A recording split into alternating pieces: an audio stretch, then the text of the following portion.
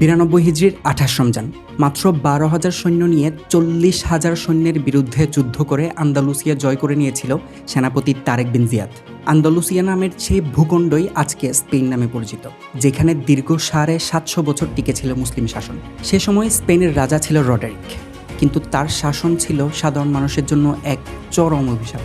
করের বোঝা, অভাব আর রাজার অত্যাচারে প্রজারা ছিল অতিষ্ঠ। ঠিক সে সময়ে ইসলামের বিজয় পতাকা উত্তর আফ্রিকা পর্যন্ত পৌঁছে গিয়েছিল। সে সময় খিলাফতে ছিল উমাইয়ারা। রাজা রডারিকের অত্যাচারে স্পেনের মানুষের আর্তনাদ পৌঁছে যায় মুসলিম সেনাপতিদের কানে। আর তখনই ইতিহাসের মঞ্চে প্রবেশ করেন এক অকুতুভয় বীর, অনন্য সেনাপতি তারেক বিন জিয়াদ। উমাইয়া খলিফা মুসা বিন নুসাইরের নির্দেশে মাত্র 7,000 সৈন্য নিয়ে ভূমধ্যসাগর পাড়ি দিয়েছিলেন সেনাপতি তারেক।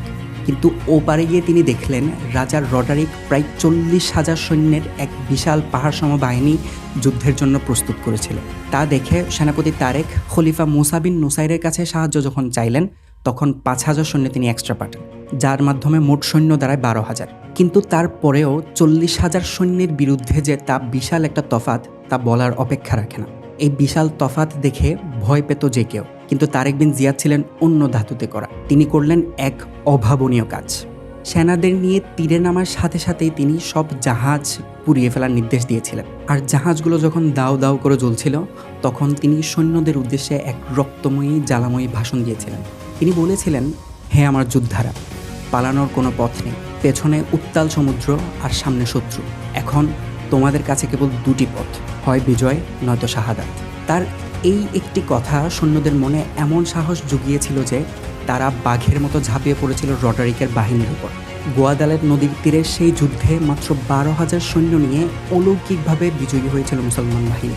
এর মাধ্যমে পতন হয়েছিল অত্যাচারী রডারিকের, যার মাধ্যমে ইউরোপে ইসলামের শক্তিশালী ঘাঁটি স্থাপন হয়। উন্মোচিত হয় দ্বীনি দাওয়াতের নতুন দিগন্ত।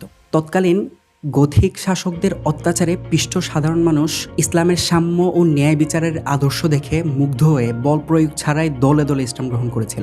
এরপর মুসলমানেরা সেখানে দীর্ঘ 750 বছর ধরে স্পেন শাসন করেছিল, যা ইতিহাসে পরিচিত আন্দালুস নামে। মুসলমানরা সেখানে শুধুমাত্র রাজত্বই করেনি, বরং প্রতিষ্ঠা করেছিল এক শান্তির আভাসভূমি। সে সময়ে স্পেনে মুসলমান, খ্রিস্টান আর ইহুদিরা যেই সম্প্রীতির সাথে বসবাস করেছিল, তা আজও পুরো পৃথিবীতে এক বড় উদাহরণ হয়ে আছে। ইতিহাসে যা কনভিভেন্সিয়া নামে পরিচিত, যার অর্থ হচ্ছে সহাবস্থান। সেই সাথে আন্দালুস হয়ে উঠেছিল গোটা ইউরোপের শিক্ষা কেন্দ্র। যখন ইউরোপের অন্য দেশগুলো পড়ালেখা আর সভ্যতার অনেক পিছিয়ে অন্ধকারের মধ্যে ছিল, তখন আন্দালুসের কর্ডোবা আর গ্রানাডার রাস্তায় রাতের বেলা ল্যাম্পপোস্ট জ্বলত। গড়ে উঠেছিল হাজার হাজার লাইব্রেরি আর বিশ্ববিদ্যালয়।